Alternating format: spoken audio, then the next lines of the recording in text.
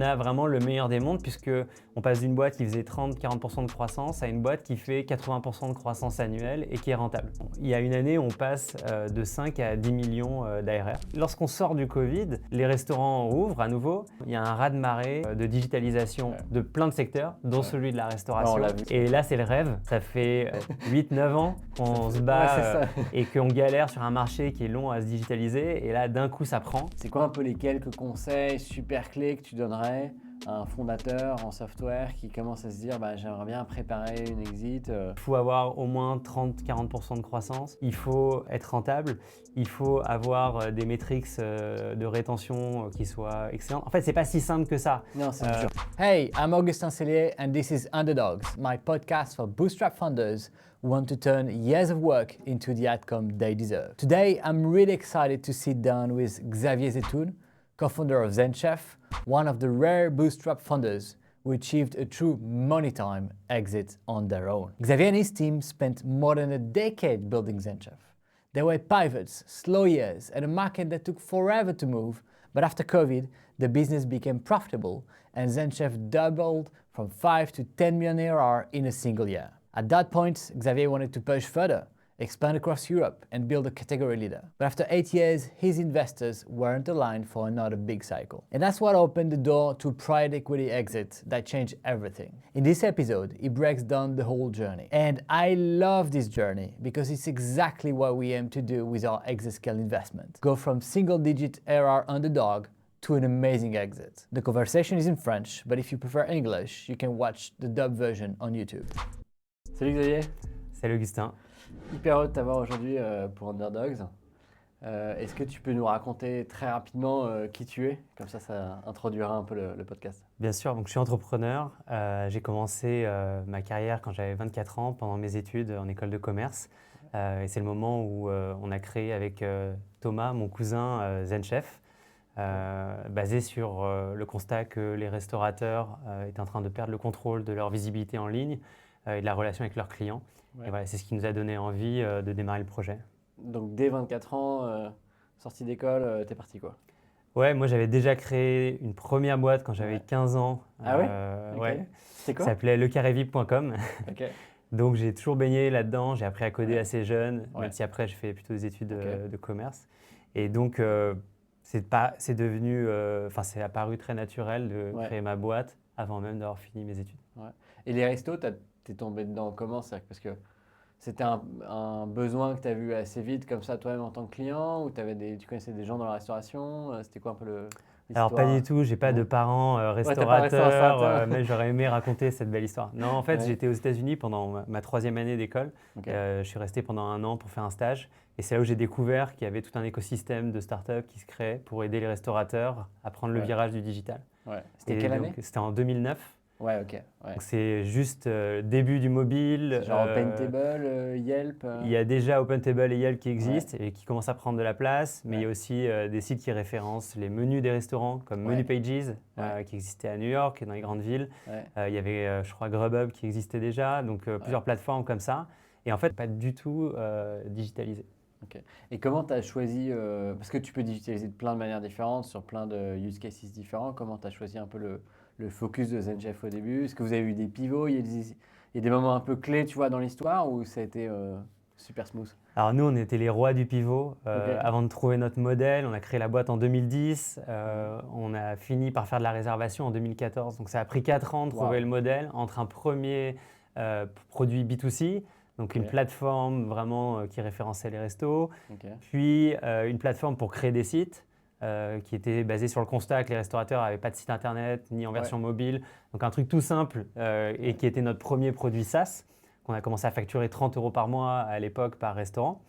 Et c'est ça qui nous a donné les premiers clients, la première traction et qui aussi nous a fait réaliser que créer des sites, même si c'est sous forme de plateforme et pas en mode agence, ça n'allait pas être pérenne. C'est pas sur ça qu'on avait créé une belle boîte. On avait déjà cette ambition de faire une belle grosse boîte internationale. Et donc, on a recommencé à aller sur le terrain, à interroger des restaurateurs. Et c'est là que la frustration des plateformes de réservation qui prélèvent des commissions… Il y avait qui à l'époque? Il y avait La Fourchette qui existait en France principalement, OpenTable aux US. Et sur ce constat, on se dit, OK, on peut apporter une alternative avec un modèle pur SaaS, un produit qui va plus loin en termes de fonctionnalité et un business model aligné avec les intérêts des restaurateurs. Ok, super intéressant. Et cette phase initiale pour trouver ton product market fit, vous êtes financé comment? On l'a financé au début, les tout premiers fonds, on a mis 10 000 € chacun avec Thomas, prêté par nos parents, voilà, on a démarré comme ça.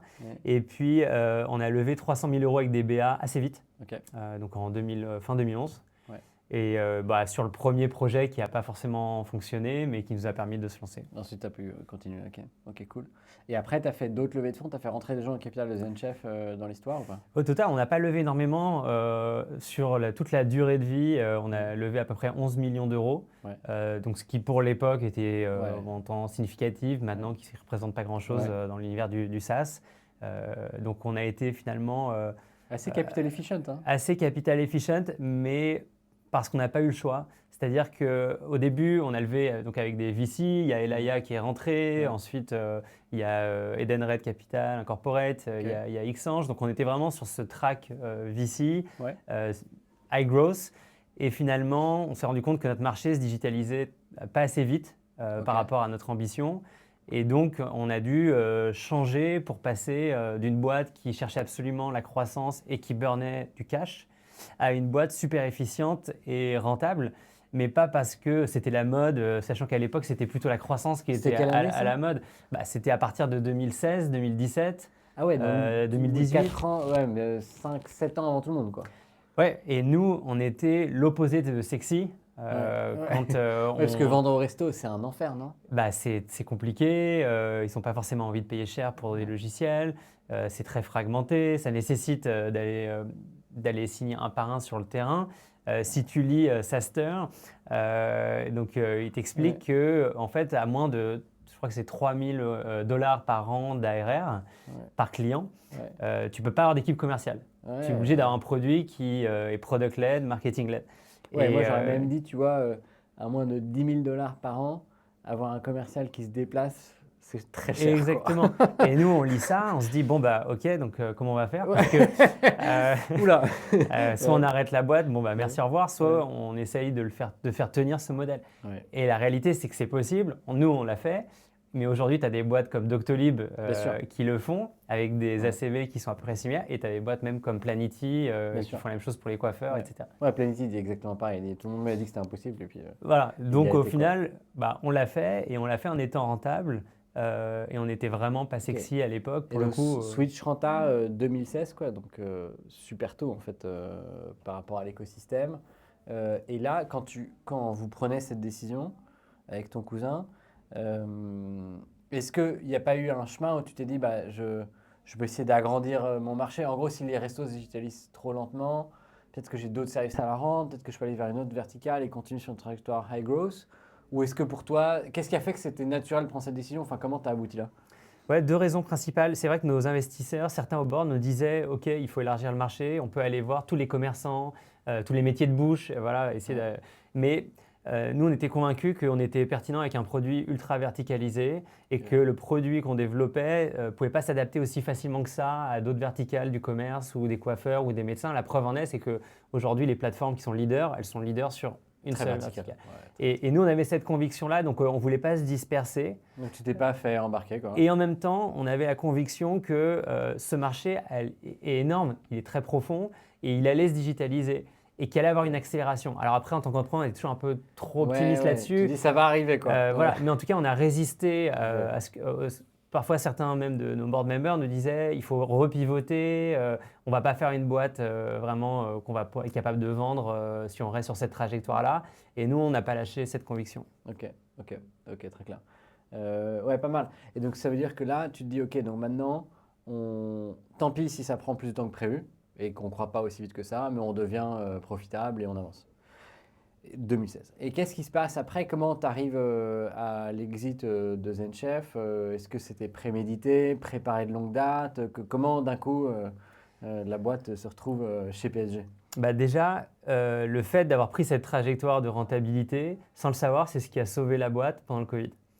puisque on fait cet effort. Covid, ouais. Sauf que ça ne se fait pas du jour au lendemain. Quand on prend la décision en 2016-2017, on doit changer de mindset, on doit changer la culture de la boîte, de passer d'une boîte où on ne fait pas vraiment attention aux dépenses et on va chercher de la croissance et on burn du cash, à une boîte où on regarde chaque euro, on scanne chaque ligne tous les mois de nos dépenses et on essaye d'optimiser tout.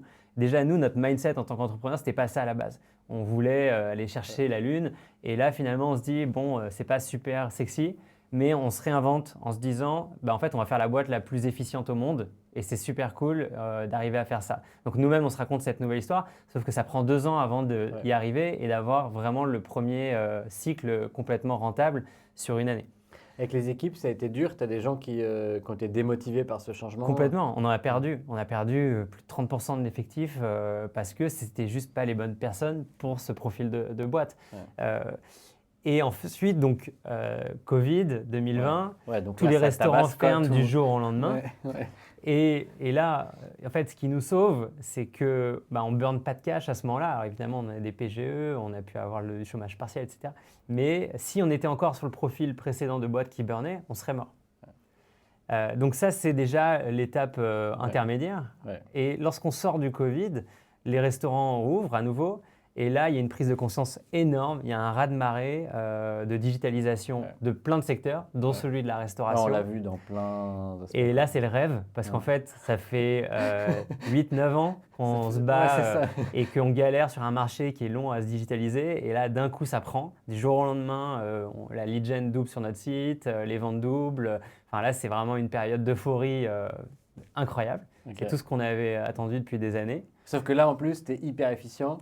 Donc, tu fais ça sans avoir besoin de mettre plein d'argent. Zéro cash burn. Donc, en fait, là, on a vraiment le meilleur des mondes puisqu'on passe d'une boîte qui faisait 30-40% de croissance à une boîte qui fait 80% de croissance annuelle et qui est rentable. Donc, c'est 2 ans de dingue avant que… En termes de taille, tu faisais après quelle taille en revenu avant Là, il y a une année, on passe de 5 à 10 millions d'ARR. Wow. Voilà, donc, ça pousse, quoi. Donc là, c'est un truc de dingue.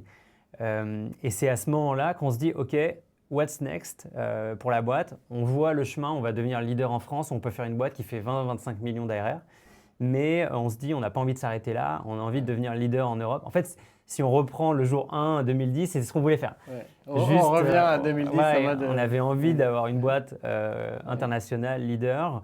Et là, on se dit, OK, c'est maintenant que ça se passe. Et aucun des acteurs similaires à ZenChef dans d'autres pays, les leaders locaux, vont y arriver tout seuls parce que c'est trop fragmenté, c'est trop local. Et si tu ouvres un nouveau pays, ça va prendre beaucoup de temps de repartir de zéro, créer une marque locale, etc. Ok, alors attends, là je t'arrête. Donc en gros, toi tu te dis, j'ai mon métier de réservation, ça y est, ça se digitalise, ça marche bien. En revanche, je vais vite être leader en France où je le suis déjà et je vais atteindre un peu la taille de mon marché. Et quand tu regardes les autres pays en Europe, tu dis 2 choses si j'ai bien compris. Il n'y a pas encore d'acteur qui est prêt à être leader européen, mais aussi c'est dur de le faire. C'est-à-dire que rentrer dans un pays, c'est pas le même pays, c'est compliqué, etc. Ouais. Okay. Moi, je suis convaincu qu'il faut passer par du build-up. Il faut s'allier à des acteurs qui sont les leaders dans leur pays, en Allemagne, en Italie, aux Pays-Bas, en Espagne, etc. Et moi, en plus, ça fait des années que je leur parle, puisque je me dis il y aura toujours des bonnes pratiques à partager, peut-être qu'un jour on a un truc à faire ensemble. Donc j'ai déjà rencontré tu les connaissais déjà, quoi. Les founders de ces boîtes-là. Et il se trouve qu'au moment où on est en pleine croissance, je vais voir mon board et je leur montre un plan stratégique de build-up européen dans lequel évidemment il faut mettre de l'argent pour faire ces deals, avec le séquençage des différents deals pour arriver à une boîte qui fait 100 millions d'ARR. Et en fait, je me rends compte que mes investisseurs ne sont pas prêts à aller là-dedans parce qu'ils sont plutôt dans l'état d'esprit de sortir. Pour certains, ça fait 8 ans qu'ils sont là et donc ils n'ont pas envie de se réengager dans un nouveau cycle, se remettre à risque. Et moi, je suis super frustré parce que je me dis c'est le moment en fait où on va exploser et mes partenaires financiers ne sont pas prêts à le faire. Tu es assis sur une super boîte qui fait énormément de croissance en étant rentable.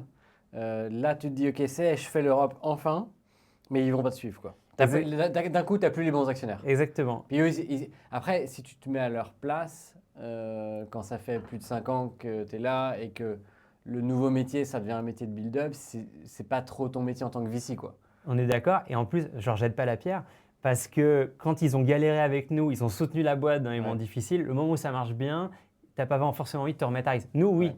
En Oui, tant oui, que toi, t'es founder, en mode full on. nous, il n'y avait aucun problème. On était Oui. prêts à repartir sur un nouveau cycle, pleine balle.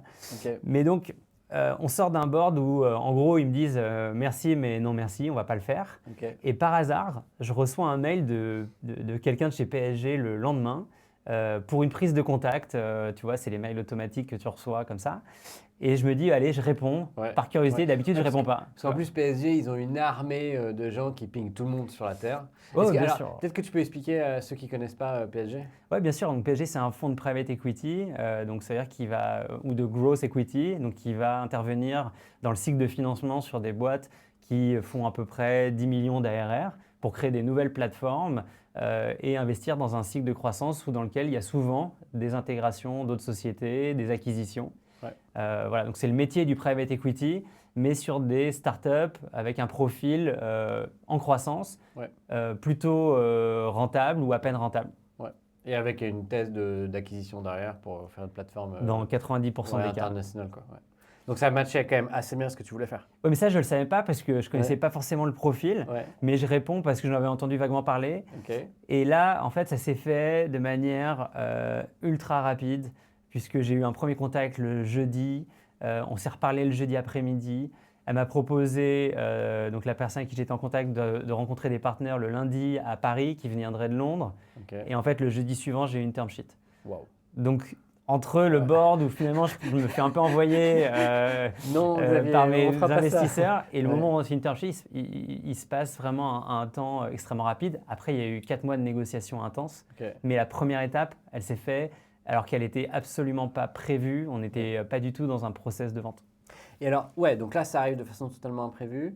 Moi, ça m'appelle plein de questions. Il y en a une première qui va être un peu, comment tu as réagi? Est-ce que tu as organisé un process? Est-ce que tu as pris un intermédiaire? Est-ce que tu as mis en concurrence?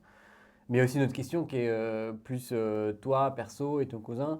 Quand vous recevez cette première term sheet, à quoi elle ressemble pour vous? Parce que vous aviez eu des VC, mais les VC, c'est pas non plus le même, c'est pas la même chose que travailler avec un private equity majoritaire. Donc en gros, est-ce que tu te dis, ah ben parfait, ça y est, je vais avoir les moyens de mes ambitions? Ou est-ce que tu dis, bon ben en fait là, je vends ma boîte et l'histoire s'arrête? Voilà, comment tu as géré, on va dire, le process et vous étiez dans quel mindset en tant qu'entrepreneur, tu vois? La manière déjà dont ils nous présentent le modèle de PSG, c'est sortir donc les investisseurs, les business angels, les fonds et même les salariés, donc offrir de la liquidité et aux fondateurs pour à peu près la moitié des parts des fondateurs. Et deux, réinvestir massivement dans la boîte et dans l'équipe pour aller développer la boîte à l'international à travers du build-up.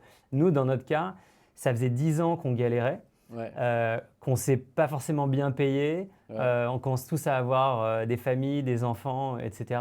Et donc la perspective de à la fois pouvoir faire du cash out, mais sans vendre la boîte complètement à une autre boîte et être intégré, absorbé et perdre complètement le contrôle, là on reste aux commandes et on a les moyens de nos ambitions. Donc en fait, c'est comme s'ils nous proposaient le deal parfait pour nous, évidemment avec des nouvelles contraintes et on pourra en parler, mais en tout cas d'un point de vue sur purement… ce papier, quand la term sheet arrive, tu dis ok, c'est exactement ce que je voulais, quoi. Et 3, la valo était très bonne. Okay. Parce qu'ils voulaient vraiment rentrer dans cette verticale. À ce moment-là, tu faisais quelle taille? On est sur une trajectoire à 11 millions d'ARR. Ok. Ouais, donc globalement, les termes tels qu'ils étaient correspondaient exactement à ce que tu avais envie de faire. Parce que toi, tu n'avais pas envie d'arrêter. Tu avais envie de faire le champion européen, quoi. Et en plus, il y avait une sécurisation de ton patrimoine. Mais si tu es prêt à nouveau tout risquer, il y a une sécurisation, tu dis, bon, je récupère du cash, quoi. Et à l'inverse, partir sur un nouveau tour de VC, ce qui aurait pu être une option, mais qu'on n'était même pas en train de travailler. Hein. On était rentable et en croissance, donc on cherchait à faire aucun deal d'aucune sorte. Mais repartir sur un cycle de VC aurait voulu dire aussi se remettre à risque, un cycle plutôt long, 5 ans ou plus. Et honnêtement, on était aussi un peu fatigué par le Covid et on avait besoin de ce nouveau souffle. Ok, trop bien. Et alors, process, qu'est-ce que tu fais? Comment tu réagis? Le process, déjà, on est surpris de la rapidité avec laquelle on a une offre. On la présente à notre board. L'offre est intéressante d'un point de vue valo, donc tout le monde est intéressé de poursuivre la discussion. Mais évidemment, on ne veut pas avoir une seule offre. C'est la règle dans toute négo, donc il faut avoir des options. Et donc là, on se dit, est-ce qu'on prend un banquier d'affaires, ce qui était la logique finalement pour ce type d'opération. Et en fait, on n'a même pas le temps de mandater un banquier. Celui avec lequel on avait l'habitude de travailler avec une boîte qui était dans notre secteur, donc il ne pouvait pas prendre le mandat. On ne voulait pas recréer une relation avec quelqu'un d'autre et en même temps, on voulait que le deal aille vite. Il faut aussi se rappeler du contexte d'avril 2022, qui était un peu le pire. C'est le début de la guerre en Ukraine. C'est le moment où tous les marchés crashent aux US. Tout le monde dit, bon, maintenant, c'est fini la croissance pas chère, et parce que les taux remontent de folie. Et c'est le moment où on se dit, c'est la fin du VC, quoi. Si on ne fait pas un deal maintenant, potentiellement, pendant 18-24 mois, il ne va rien se passer. Donc, on prend la décision de ne pas prendre de banquier. Et c'est moi qui me fais le process tout seul, avec évidemment un bon avocat. Ok, ouais. Donc, la tête, la tête dedans en fond, ok. Et tu as réussi à choper des offres concurrentes? Tu as pu comparer ou... Oui, bien sûr. On a du coup activé via nos investisseurs qui avaient des contacts de fonds de private equity similaires, puisqu'en fait, on se dit, ce deal-là, on a envie de le faire, ce format de deal, mais on peut le faire potentiellement avec quelqu'un d'autre. Avec d'autres gens, Et donc, on commence à rencontrer quelques fonds. Alors, il n'y en a pas énormément en fait qui sont positionnés sur cette taille de boîte. Souvent, le private equity, c'est des boîtes qui font plus de 50 millions de chiffre d'affaires, qui sont fortement rentables déjà et sur lesquelles il y a encore une histoire à écrire. Sur des boîtes qui font plutôt 10 millions, il n'y en a pas beaucoup. Donc, il y en a 2-3 en France et il y en a peut-être 4-5 à Londres. Et donc, on les rencontre tous. Évidemment, ils sont intéressés vu le profil de ZenChef à ce moment-là. Et donc, on avance. Mais c'est vrai que PSG avait un avantage, c'est que ça faisait probablement plus d'un an qu'ils étaient en train de travailler notre verticale, de l'étudier, de parler à toutes les boîtes du secteur. Donc, ils connaissaient bien ton marché? Et en fait, ils connaissaient par cœur notre marché, notre boîte, contrairement à d'autres qui débarquaient et qui avaient un peu besoin de temps déjà pour forger une conviction sur le marché. Et donc, c'est ça qui a donné l'avantage à PSG. Et donc, ils connaissaient aussi tes cibles, les boîtes que tu aurais voulu acquérir pour faire le build-up, quoi. Ah bah, complètement, puisque moi, donc, j'avais ma presse que j'avais pour mon board avec toutes les boîtes. A, B, C, D, bah, eux, en fait, ils sont arrivés avec la même, exactement la même. Et donc, on a fini le process le 2 août 2022. Et le 3 août 2022, on part à Amsterdam avec mes associés pour rencontrer les fondateurs d'une boîte formidable, donc notre concurrent aux Pays-Bas, qu'on finit par racheter en novembre de la même année. Ouais, donc ils avaient énormément bossé en amont, quoi. Ils connaissaient par cœur le secteur. Et ils avaient une autre option, si jamais c'était pas vous la plateforme, ils auraient pu prendre une autre plateforme ou c'était un peu, ils avaient un peu bossé dans le vide en mode c'est ZenChef ou rien, quoi. Non, il y avait un acteur espagnol qui était aussi prometteur. Et qui d'ailleurs maintenant fait partie du groupe ZenChef depuis quelques mois. Bravo. Donc voilà, mais je pense que oui, il y avait cette option-là. Donc ils avaient bien mappé tout le secteur, ils disaient bon, j'ai un plan 1 pour une plateforme et au pire il y a un plan 2. Et ils connaissaient les cibles et tout. Et c'est amusant parce qu'il n'y a pas, je pense que même à l'époque, le côté build-up en software, il est quand même assez rare. Moi, je connais peu d'entrepreneurs, tu vois, qui se sont dit je vais faire ma croissance en Europe via des acquisitions. C'est peu fréquent et c'est pas du tout le réflexe naturel parce que le réflexe naturel, quand tu es VC-back, c'est de dire bah, tu fais de la croissance organique, ça coûtera toujours moins cher. Et aussi parce que les intégrations de votre software, c'est quand même hyper dur. Tu peux te retrouver avec deux produits qui font à peu près la même chose et qui sont concurrents. Les gens essaient de les merger, ça mergeable ou pas mergeable selon les textes, selon les gens, etc. Donc c'est quand même un truc qui est assez loin du playbook initial de la startup. Est-ce que donc toi tu es resté, est-ce que tu as vu cette partie-là derrière? C'est quoi la suite un peu? Alors dans la série, c'était impossible et on l'a fait. Pareil, merger des petites boîtes. Parce que quand tu as des grands groupes qui absorbent des boîtes moyennes, petites, c'est facile. La petite s'intègre, voilà, la culture est celle du grand groupe, etc. Nous, on faisait à peu près donc 11 millions d'ARR et la boîte qu'on a rachetée, elle faisait 7. Donc on n'était pas si différents. En novembre, tu as une boîte qui fait 7 qui rentre. Donc en fait, taille quasiment équivalente. Voilà, nous on est 120, eux ils sont 80. Donc, c'est là où les challenges démarrent, puisque effectivement, il faut intégrer déjà les cultures des boîtes, les équipes qui ont l'habitude de bosser complètement différemment, qui ne sont pas forcément matures, parce que c'est des boîtes VC-back, et sur lesquelles on se décide à avoir un seul produit à la fin. Donc, il va falloir migrer des milliers de petits utilisateurs. Donc là, tu dis, je migre les clients, quoi. Il n'y a pas le choix. La synergie, elle vient de là. Et c'est le point avec l'équipe et la culture le plus compliqué à opérer, à réaliser. D'ailleurs, il y a des boîtes qui arrivent jamais et qui préfèrent garder les produits parce que ça coûte moins cher que de prendre le risque d'essayer de les migrer. Nous, on l'a fait et ça a fonctionné. Et ça continue sur tous les produits, toutes les boîtes qu'on a rachetées. Il y a des migrations qui sont terminées ou en cours. À chaque fois que vous avez acheté une boîte, l'idée c'est tu prends le portefeuille client et tu le passes sur ZenChef. Oui. Ok. Et alors ça, quand tu fais ça, je suppose que tu as des feature gaps, non? Parce que c'est-à-dire que là, typiquement, il fallait que tu adaptes ZenChef aux Pays-Bas. Est-ce qu'il y avait des différences locales? Il y avait des features à créer? Est-ce que tu attends d'avoir feature parity, d'être parfait, ou est-ce que tu dis tant pis, on y va, il y aura de la casse? C'est quoi un peu le jeu? Alors l'erreur qu'on a faite, c'est qu'on pensait qu'à 80% de feature parity, ce qui était le cas au moment du deal, on était prêt à commencer les migrations. En se disant, bon, un client qui utilise 80%, il va être content de migrer sur un produit sur lequel il va y avoir plus de développement dans l'avenir. La réalité, c'est qu'en fait, les 20%, et même si on est à 95%, les 5%, on se retrouve face à des clients qui sont vraiment pas satisfaits. Parce que déjà, on leur demande de changer de plateforme, ils n'ont rien demandé. En vrai, ils sont pas là pour ça, quoi. On a augmenté les prix, évidemment, parce que… en plus, tu as un effet pricing. Évidemment, ça fait partie du playbook. C'est aussi d'aligner les prix de tout le monde sur le prix le plus élevé. Donc, ça crée de l'insatisfaction. Et donc, à la fin, oui, c'est extrêmement compliqué d'arriver à migrer les clients et à leur faire comprendre le bénéfice. Nous, on a appelé ça une upgrade et pas une migration. Et pas un downgrade. Quoi. Mais bon, l'upgrade, au départ, elle n'était pas évidente pour les utilisateurs. C'était plutôt on leur vendait le futur d'un produit qui allait se développer beaucoup plus rapidement et qui allait offrir plus de choses. Mais voilà, mais ça, c'est vrai que c'est le principal enjeu auquel on a fait face. Wow. Mais alors là, tu as fait quoi? Tu as fait machine arrière, genre en mode on arrête de migrer, on fait feature parity, puis on recommence à migrer, ou tu as perdu du portefeuille client en chemin? Alors, la première chose qu'on a faite et qu'on aurait dû faire plus tôt, c'est d'abord commencer à vendre un seul produit partout.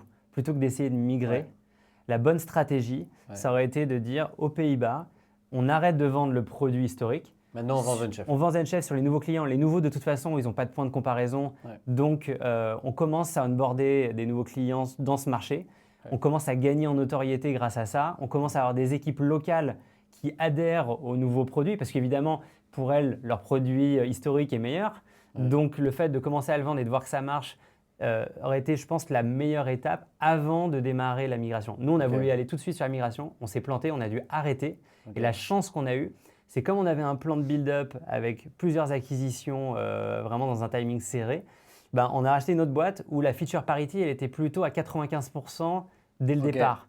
Et donc, on a choisi d'investir tout de suite pour passer à 100%. Et on a changé notre fusil d'épaule pour passer sur la migration de la deuxième boîte qu'on a rachetée quelques mois plus tard. Là, ça a marché? Et là, ça a marché tout de suite.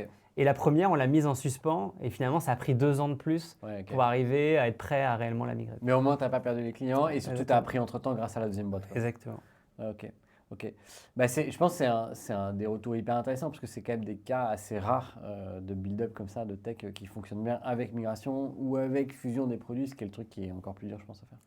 Et alors toi, donc tu te retrouves à la tête de cette boîte. En soi, quand il y avait des venture capitalistes, c'était déjà plus totalement ta boîte. Il y a un board, ils ont plein de droits au board, donc plein de décisions réservées, ils ont des liquidations préférentielles, etc. Donc tu es déjà plus totalement chez toi. Et pour autant, on a tendance à raconter ou à entendre qu'un private equity majoritaire, c'est encore autre chose. Donc, est-ce que tu peux nous décrire un peu ta vie, tu vois, post-closing et comment ça se traduit dans ta relation avec tes investisseurs et ton quotidien, quoi? Oui, bien sûr. Ouais. Déjà, la première étape, c'était qu'on a fait 3 acquisitions en 18 mois.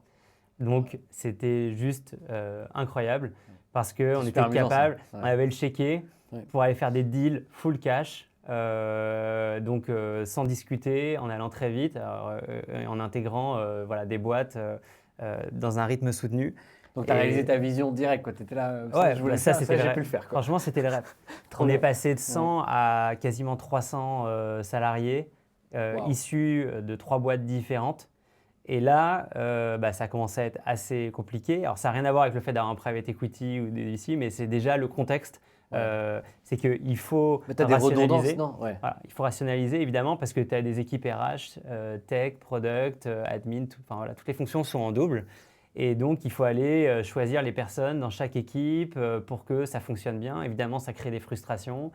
C'est compliqué parce qu'on passe par des vagues de licenciements qui sont pas faciles à gérer sur des boîtes qui pensaient que ça allait être génial de rejoindre ZenChef et finalement, la réalité, c'est pas dingue. C'est pas si drôle que ça, voilà. tu te fais virer. Donc, même pour les équipes historiques de ZenChef qui s'attendaient à ce qu'on fasse ça parce qu'on les avait prévenus du plan de build-up, en fait, elles se retrouvent dans une nouvelle culture et ce n'est pas celle de ZenChef qui prend le dessus sur les autres. On est obligé de vraiment merger les cultures. Et donc, ça devient une période qui est beaucoup plus compliquée, mais on le fait. Évidemment, on se remet à perdre du cash à ce moment-là parce que les boîtes qu'on avait rachetées, comme il y a trop d'inefficience, on se retrouve à être plus rentable. Donc, il y a un peu une course à être à nouveau rentable. Les boîtes que vous avez rachetées, elles perdaient de l'argent ou elles étaient quasiment à l'équilibre, proche de l'équilibre. Mais en fait, il y a un coût d'intégration. Il y a un coût d'intégration, Voilà. Donc, à court terme, tu remets la boîte à risque. Enfin, à risque, en tout cas, il y a du cash qui est burné. Et donc, il faut assez rapidement rationaliser et rendre l'ensemble du groupe plus efficient et être à nouveau rentable. Donc, moi, j'ai fait toute cette phase-là avec PSG, ce qui a été incroyable de learnings, puisque moi, j'avais déjà vécu les restructurations post-levée de fonds, on avait dû réduire la voilure. Là, c'est dans un contexte où tout va bien, mais il faut quand même le faire parce qu'il faut intégrer des boîtes. Et donc, oui, la relation, pour répondre à ta question sur des PI vs des VC, en fait, eux, ils ont la capacité de participer aux décisions opérationnelles. Donc, ce n'est pas juste être là pour définir la stratégie et les objectifs financiers de la boîte, comme le font les VC, mais c'est aussi au quotidien être dans l'opérationnel. Alors, évidemment, pas jouer un rôle, mais accompagner le CEO, les équipes dirigeantes, parfois les équipes opérationnelles sur certains projets, puisque la manière dont est structuré un fonds de private equity, c'est qu'il y a des équipes qui font des investissements et d'autres qui sont des operating partners. Et c'est des équipes assez importantes, spécialisées dans chaque domaine, la finance, le marketing, la tech, etc. Et qui viennent aider la boîte à passer à l'étape suivante et à se structurer et à devenir plus mature. Ouais. Mais alors ça, c'est un truc qu'on a vu arriver des États-Unis dans le VC aussi depuis une petite dizaine d'années, avec des teams d'operating partners, etc. Mais c'est vrai que dans le monde du VC, ce sont des gens qui restent, on va dire, un peu sur la touche, qui regardent, qui t'aident, qui te filent des conseils. Là, quand tu dis, en gros, ils sont câblés pour vraiment travailler dans les boîtes et bosser avec vous. Est-ce que c'est-à-dire que tu avais des gars de PSG dans tes bureaux? C'est quoi concrètement, en fait? Qu'est-ce qui se passe? En fait, si tu veux, le cycle d'un fonds comme PSG ou tout private equity est beaucoup plus court que celui d'un VC. Donc, entre le moment où ils investissent et le moment où ils veulent revendre, puisqu'ils ont un objectif de revendre à 4-5 ans, il y a un peu un sprint où il faut acheter des boîtes le plus vite possible, les intégrer et ensuite faire monter la rentabilité et l'efficience du groupe pour le préparer à sa sortie. Et en fait, mine de rien, 4-5 ans, ça va très très vite pour faire tout ça. Ouais. Donc, le rôle des équipes opérationnelles, les operating partners, c'est de s'assurer avec les équipes de la boîte, de ZenChef, qu'on a un plan qui est clair pour amener la boîte à atteindre les chiffres qu'elle doit atteindre pour être prête à son exit.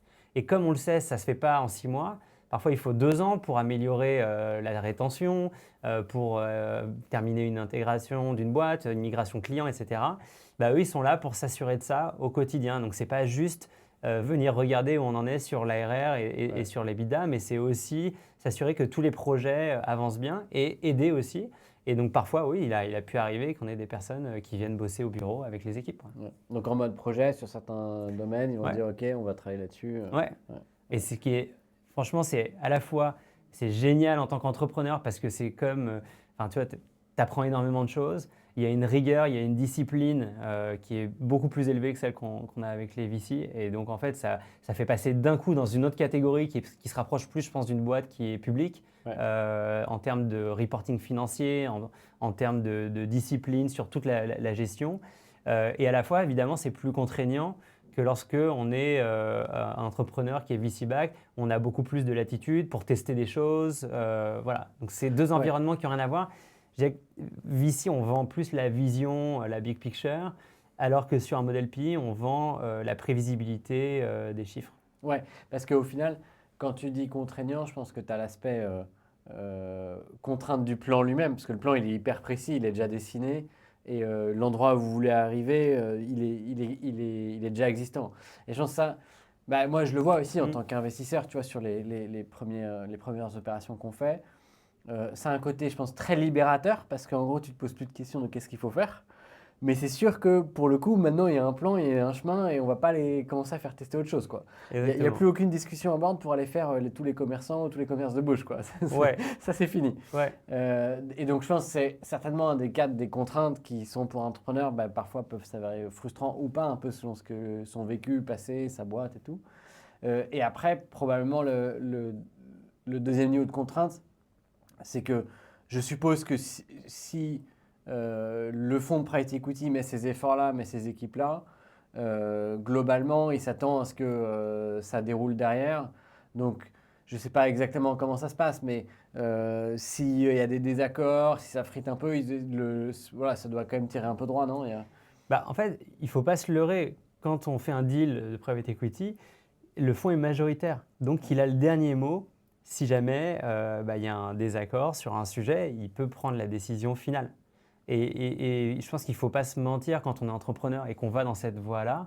Il y a énormément de bénéfices et parfois, comme pour nous, en fait, c'était indispensable, c'était même vital si on voulait vraiment développer cette vision européenne.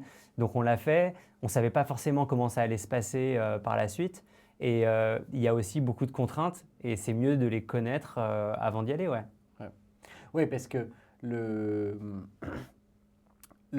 c'est amusant parce qu'au final, dans ton histoire, c'est arrivé un peu comme tombé du ciel, genre tu voulais faire ça avec ZenChef, mais tu n'avais pas forcément les moyens, tes actionnaires ils n'étaient pas câblés pour.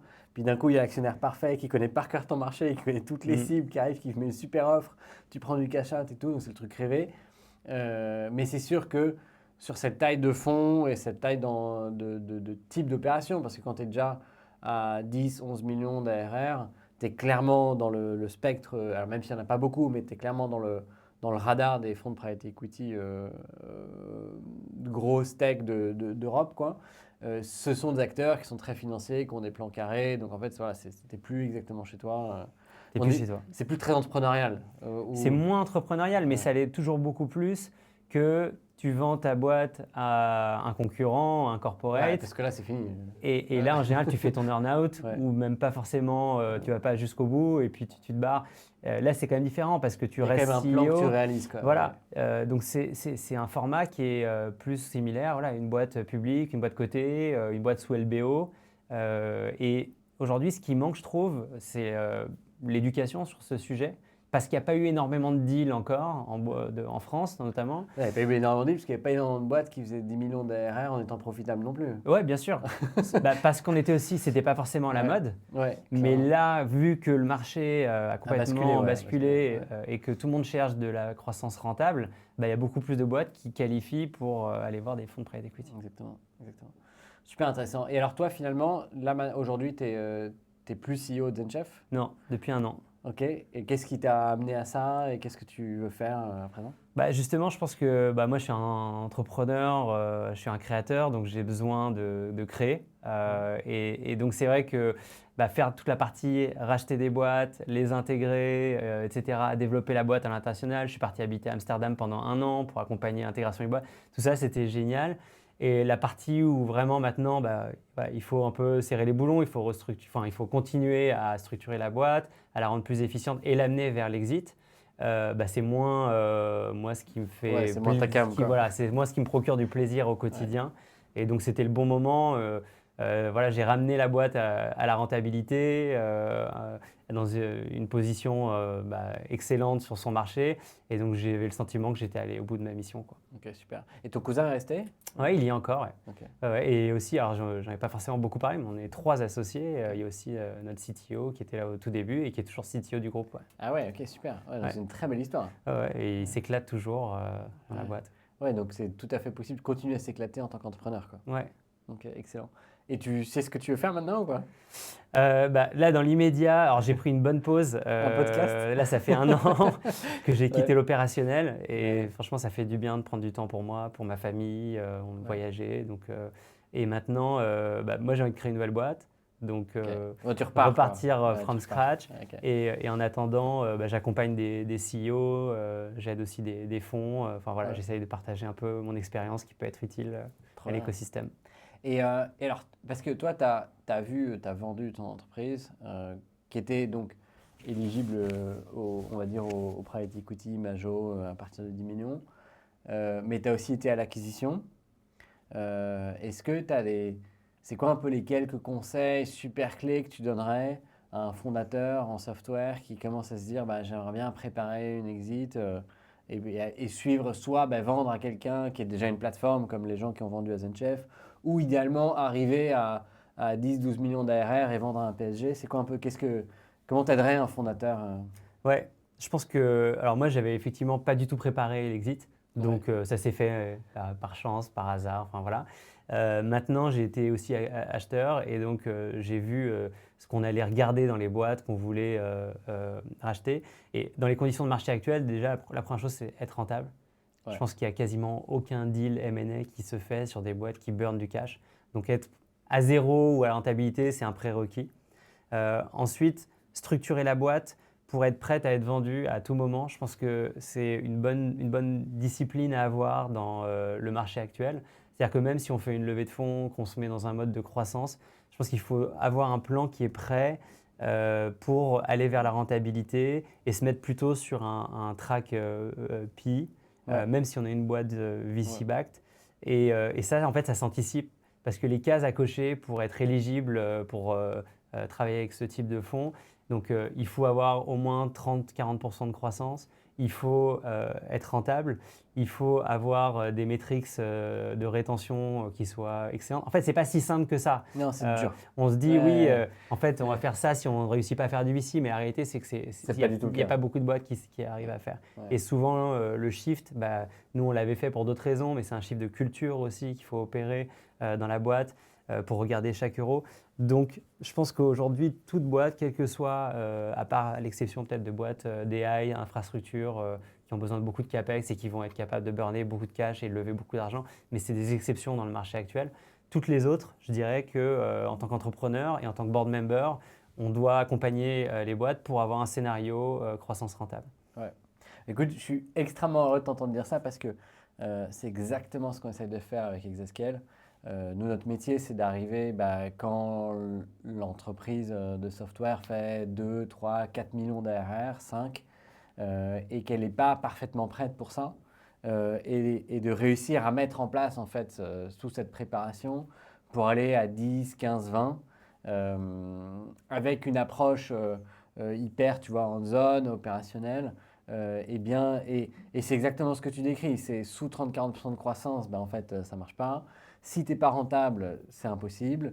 La rétention, elle est absolument clé parce que ce que les private equity sur lesquels les critères sur lesquels c'est hyper important pour eux, c'est en fait ils veulent acheter un actif qui va être resté stable. Ils préfèrent quelque chose avec un NRR positif mais qui fait 30% de croissance que quelque chose qui fait 80% de croissance avec un NRR sous 100%, quoi. Exactement.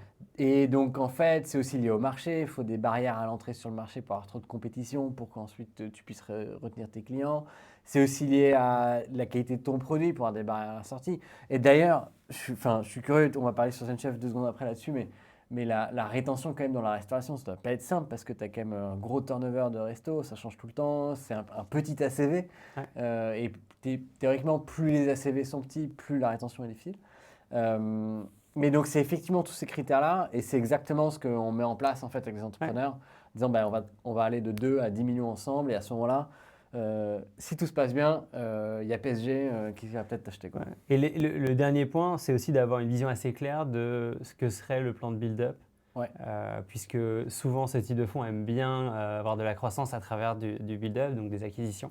Et donc, avoir fait ce travail un peu préparatoire, d'avoir identifié les cibles, d'avoir pris contact avec déjà les équipes, ça peut aussi être un signal très positif. Est-ce que tu avais fait toi naturellement? Est-ce qu'il y a dû forcément augmenter la conviction de PSG en disant ok, le gars en fait il voulait déjà le faire, il connaissait déjà les fondateurs, Exactement. Il a le même mapping que nous. Exactement. Donc c'est quelque chose je pense qui devrait rentrer un peu dans les bonnes pratiques. Clairement. Clairement. Ok, trop cool. Et alors, la rétention des restaurateurs? Rétention, en fait, tu as un churn organique qu'on ne peut pas maîtriser, qui est chez nous de l'ordre de 0,5% par mois, donc qui est quand même significatif et qui est incompressible puisque les restaurants ferment. Les restaurants ferment. Et d'ailleurs, il est bien inférieur à celui du marché puisque la réalité, c'est qu'il y a plutôt 20-25% de restos qui ferment chaque année ou qui sont cédés, donc théoriquement qui churn.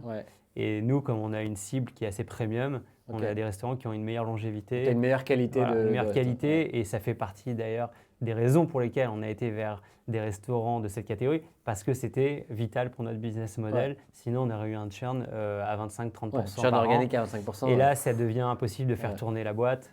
Il faut que l'acquisition soit beaucoup trop importante.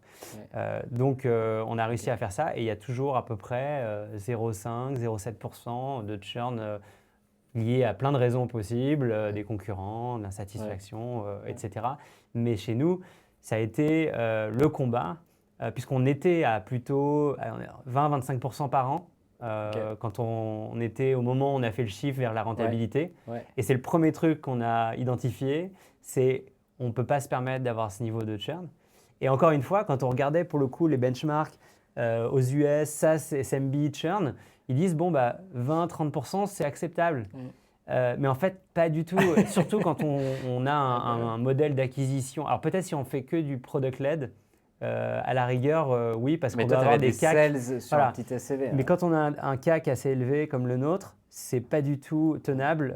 On était condamné à être plutôt sur du 10-12% par an au maximum. Mais c'est là où c'est hyper intéressant parce qu'en fait, c'est un tout, c'est tout un système. C'est-à-dire qu'à partir du moment où tu veux être rentable, au final, tu es obligé d'avoir des économiques plus saines, que ce soit en CAC, que ce soit en rétention, etc. Donc en fait, tu construis une boîte beaucoup plus résiliente, beaucoup plus solide, quoi qu'il arrive. Et peut-être un dernier point, et ça c'était un énorme apport de PSG au tout début, c'était le pricing et la taille de notre marché. En fait, nous, c'était très difficile de sizer notre marché. Il n'y a pas vraiment de base de données existante, combien il y a de restos exactement qui correspondent à notre cible, etc. Et je pense que c'est le cas dans beaucoup d'industries. Et eux, en fait, avaient les moyens, puisqu'ils avaient fait leur travail justement préparatoire, d'aller vraiment sizer le marché, travailler même avec des consultants externes, etc., pour eux-mêmes se forger leur conviction d'investir dans cette verticale.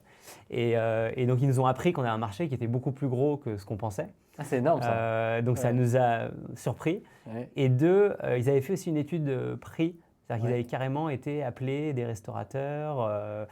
Sur la proportion à payer, quoi. La proportion à payer. Et donc, ils sont arrivés avec une étude sur, justement, qui montrait qu'on pouvait facturer le double de ce qu'on facturait, nous. Et nous, on a un peu peur d'augmenter.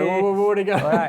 Et en fait, ils nous ont aidés et on a pu augmenter significativement notre ARPA. Grâce à eux, ils nous ont donné cette confiance, justement. Et peut-être que si on l'avait fait tout seul, on aurait été beaucoup plus précautionneux pour le faire graduellement, chaque année, à quelques pourcents.